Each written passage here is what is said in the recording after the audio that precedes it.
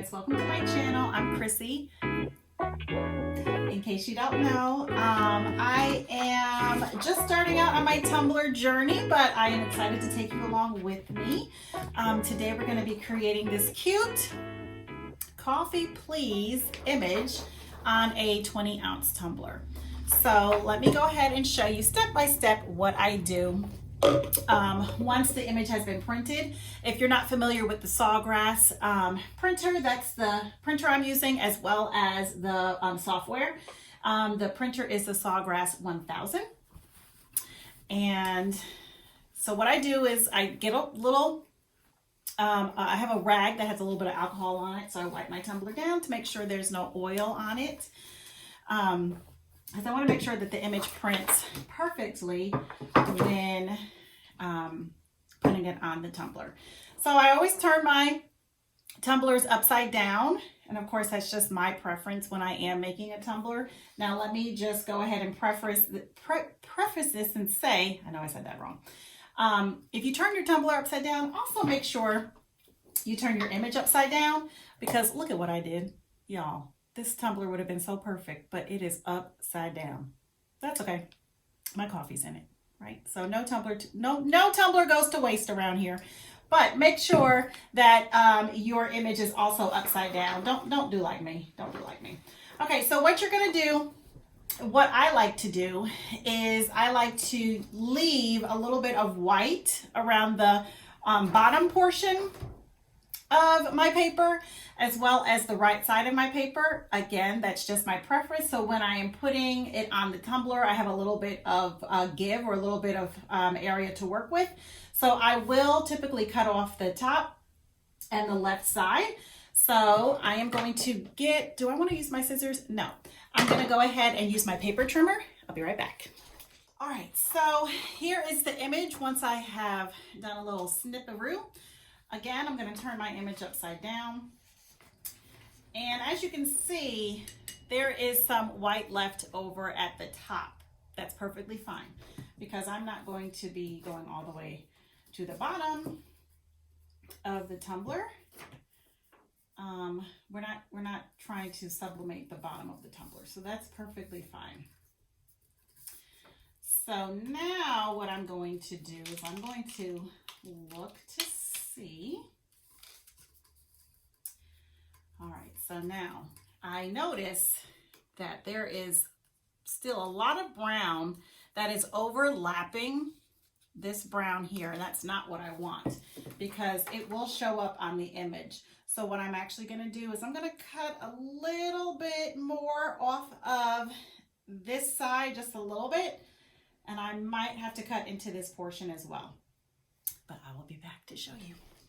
All right, so what I did was I actually cut a little bit off of both sides, and it'll be okay, even though, you know, if the letters weren't here, it would have been okay to leave the white there, because it wouldn't have mattered on the tumbler. It wouldn't have shown like one side has more space than the other, but because the letters are here, I decided to go ahead and just cut it off. Okay, so it overlaps just a little bit, and that's totally fine. So what I do now is I pinch it very tightly. It needs to be super tight, okay? Now, when I first started making tumblers, look, I sound like I've been doing this for years. When I first started making tumblers a few months ago, oh my goodness, I was pulling so tight. I was like, there's no way in the world I'm going to be able to do this. Like, this is too much. My hands are hurting. So I found this little thing. I can't remember what the name is.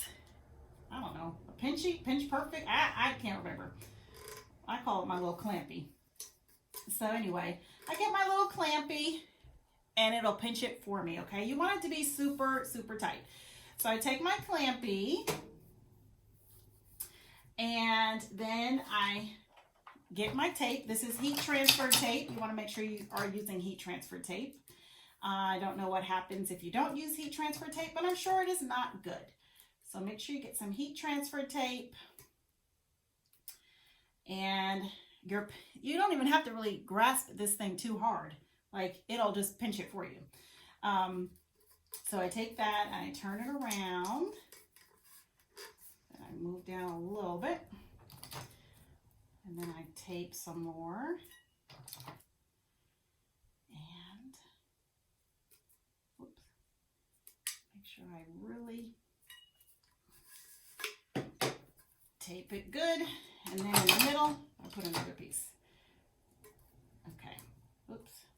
And you see how there's like a little line here? I don't know if you can tell or not, but with that, I'll pull it up a little bit and then I'll pull it back down. Like I want it to be as smooth as possible, because if you have lines there, that's going to allow air to get in, and that's not what you want. That's not what you want. Okay, once I've done that, I lay it in my tumbler cradle, and before I do that, I always get a blue piece of my heat transfer tape, and I will lay it across,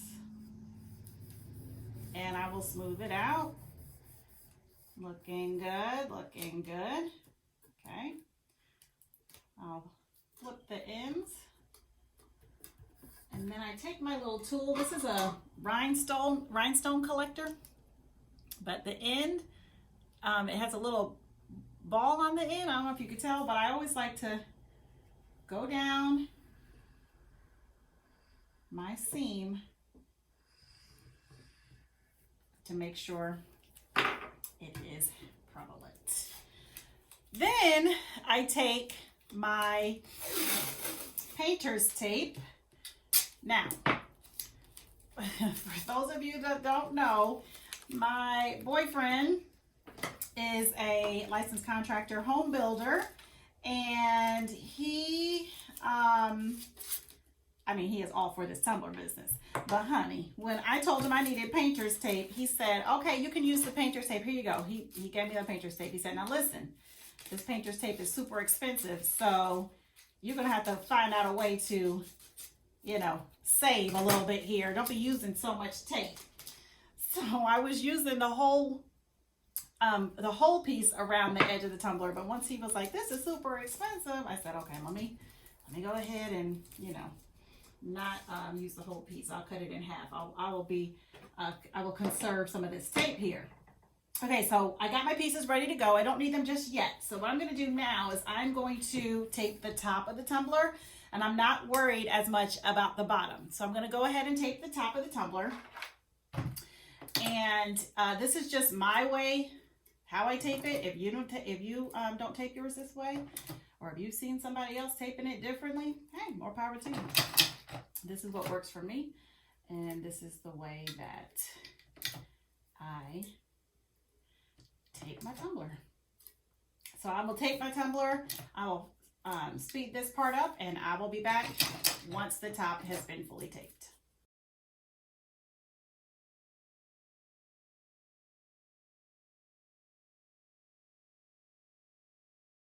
Okay, that's what I do.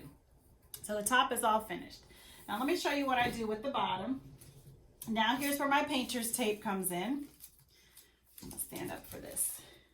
So what I do with the top, I go ahead, let me turn it this way, and I line it up. I put it just a little bit over the top of the edge of the tumbler. I line it up and I pull super tight. You want it to be tight. Remember, you don't want any air coming in. So as I'm going around, I'm pulling it super tight. Okay? All right, now that's done.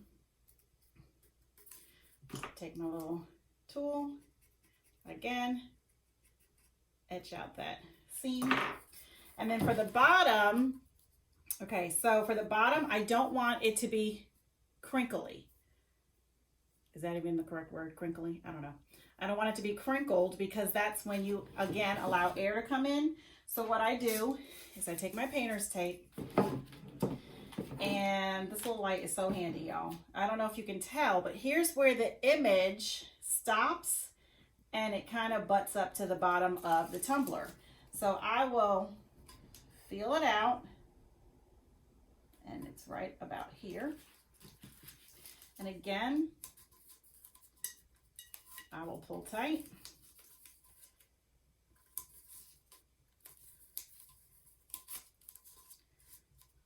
that is that. All right, now.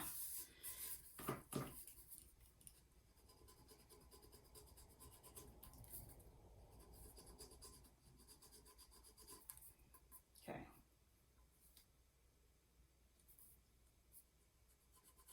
Okay. Now what I do is I take one of my heat bags. I can't remember the name of these. What is the name of these? Yeah, I know it's not a heat bag. I don't know, y'all. I'll put it in the description below. But I take one of my little bags and I line it up again with the bottom of the tumbler, because I'm not going to do the whole bag. Once I heat this up, this bag will shrink. It's like shrink wrap. This bag will shrink down and it will really secure the image on, you know, on the tumbler. It won't print it on the tumbler, but it'll make sure everything stays in place. So I don't want to go all the way to the bottom here, because then that's when it'll start causing the paper to fold over, and I don't want that. So I just go to the very edge, kind of where I had my tape, the initial piece of the tape. And then you'll notice that as I heat this up, the bag will shrink.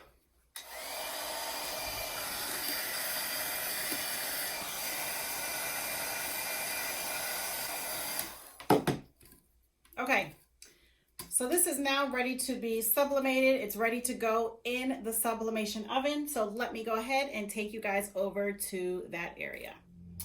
All right, so here is my sublimation oven. I'm going to turn it on, and I do want hot air to blow as it is going throughout the oven.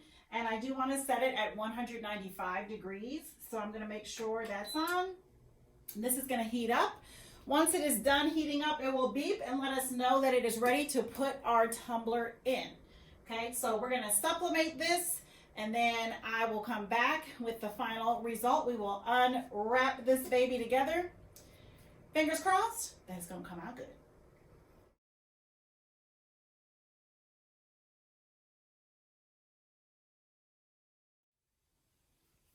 Okay, y'all, I just took the tumbler out of the oven. If you're using, if you're sublimating, you need some heat transfer or heat gloves, because if you take it right out of this oven, you won't be making tumblers for a long time. So here is the tumbler. Oh, I'm excited to open it, but I'm so nervous. It looks like some of the colors have transferred well. All right, what do y'all think? You want to go ahead and open it? All right, let's go ahead and see what it is looking like. Let's see what it is looking like. I always use my X-Acto knife to pull up. And I'm right-handed, so I have no clue why I am really trying to do this with my left hand.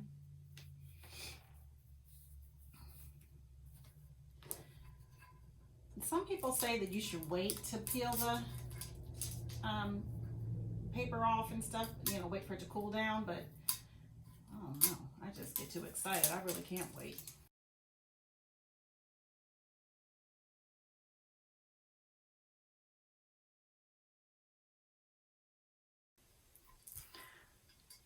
Look at this tumbler.